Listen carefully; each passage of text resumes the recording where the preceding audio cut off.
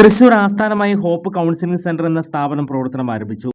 Hope psychology counselling സെന്ററിൽ കുട്ടികൾ, കൗമാരക്കാർ, മുതിർന്നവർ, പ്രായമായവർ എന്നിവർക്കായി സമഗ്രമായ മാനസിക സേവനങ്ങൾ, എല്ലാവരുടെയും മാനസിക ക്ഷേമത്തിലേക്കുള്ള ഒരു പുതിയ യാത്രയുടെ തുടക്കം കുറിക്കാൻ hope counselling centre, opposite Saroja hospital, Shoranur road, Thrissur. എഴുത്തുകാരൻ MT വാസുദേവൻ നായരുടെ നില ഗുരുതരമായി തുടരുന്നു. ബേബി മെമ്മോറിയൽ ആശുപത്രി മെഡിക്കൽ ബുള്ളറ്റിൻ പുറത്തിറക്കി. ഹൃദയസ്തംഭനം ഉൾപ്പെടെ ഗുരുതരാരോഗ്യ പ്രശ്നങ്ങൾ ഉണ്ടെന്ന് മെഡിക്കൽ ബുള്ളറ്റിനിൽ പറയുന്നു.